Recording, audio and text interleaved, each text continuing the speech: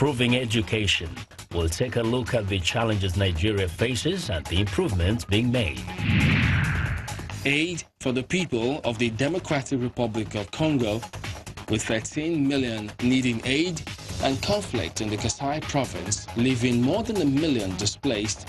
UN officials are urging donors to help. The Books Not Guns exhibit from Misrata, Libya. Placing books in crates once used to store deadly weapons, creators hope to rewrite memories of war. Africa 54 starts right now.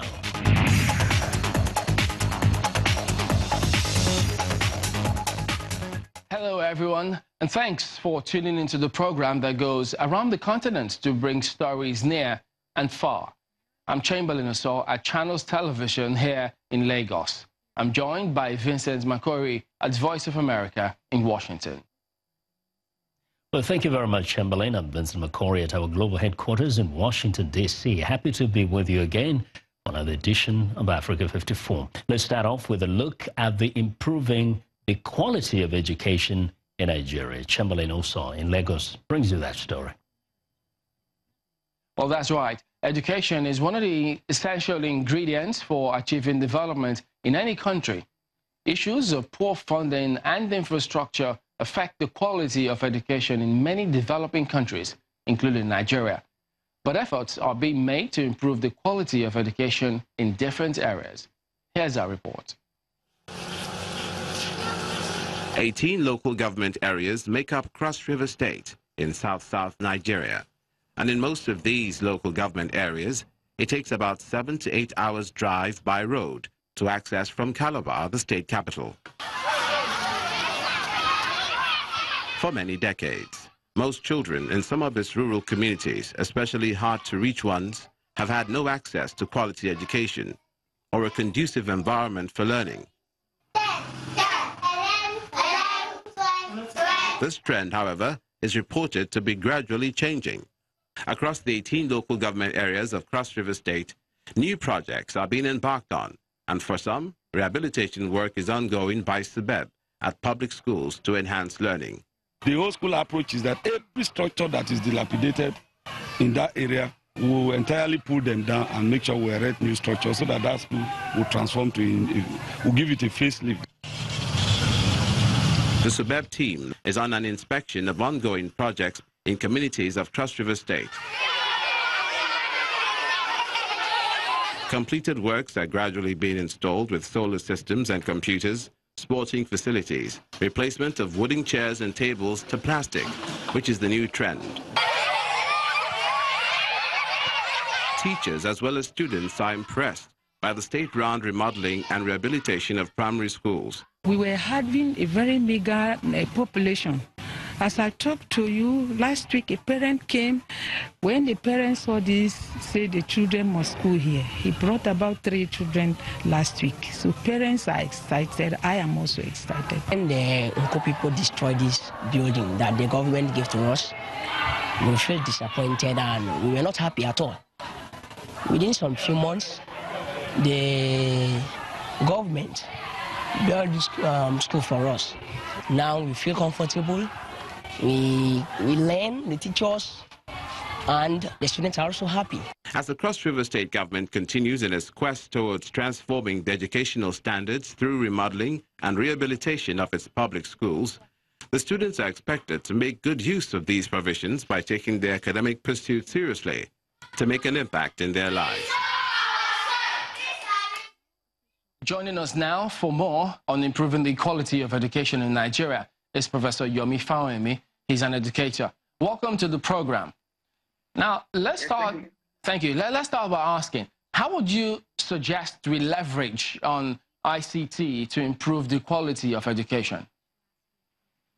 Okay. ICT, and thanks for this opportunity. ICT provides significant opportunity, either from the point of view of helping the teacher become more effective, or helping the students to learn better. So one of the things that have been done and replicated by models used by organizations like the Bridge that are effective in places like Kenya and Nigeria is how they use technology to enhance teacher training. On the other hand, there are also technology that enhances students to learn. And so ICT provides a tremendous opportunity But remember, ICT can only enhance what is there. So if what is there is not good, ICT will not make it better. And ICT only has the potential to make what is better. All right. Now, we do know that teacher competence was a controversial matter only recently. I mean, states like Kaduna and Edo, where screening tests revealed quite a lot of gaps. Now, what will be the effective way to ensure that teachers who are fit for the job actually get it? One of the things Africa seems to have used quite significantly is they have confused teachers with teachers. So we put a lot of emphasis on teachers and we forget that the output of teachers should be teaching. So you can have a great teacher, but you don't give them an environment to also teach.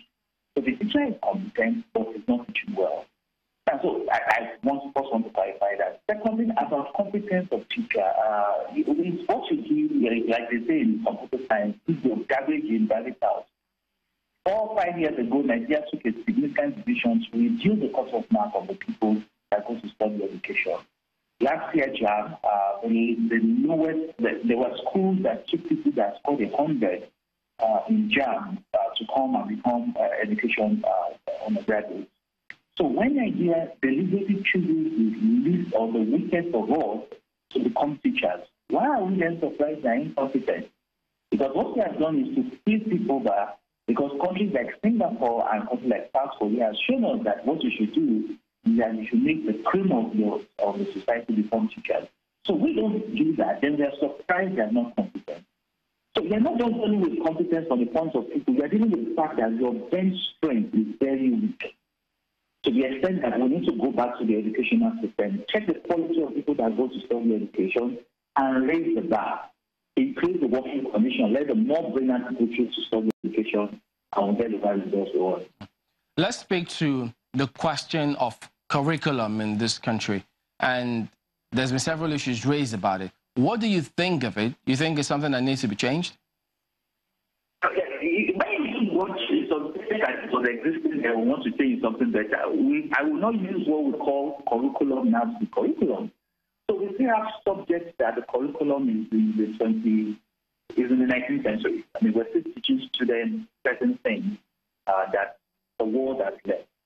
So I'm not going to use the word change because I don't think they understand what we need to do. We need a new curriculum.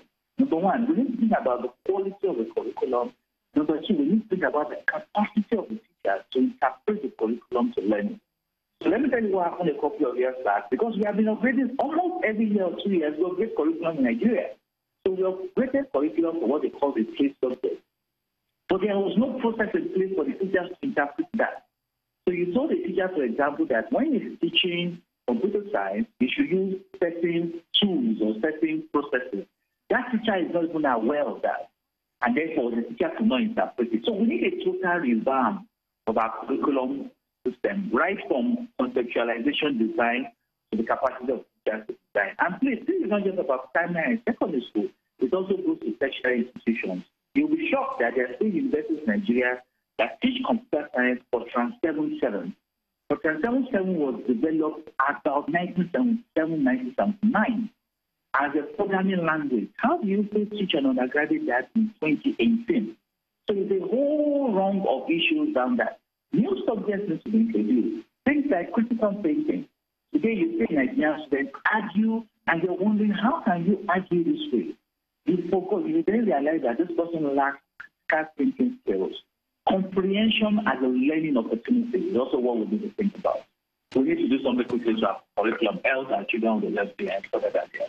All right, then we'll have to leave it at that. Professor Yomi Fawemi, thank you for talking to us today on Africa 54. Thank you very much. Well, we want to know what you think about Africa 54 and the stories we cover. Join the conversation on Facebook. The address is Africa 54. And check out our headlines 24/7 on voaafrica.com. Now, coming up, cashew production. We'll look at the past, present, and future of one of Nigeria's top cash crops.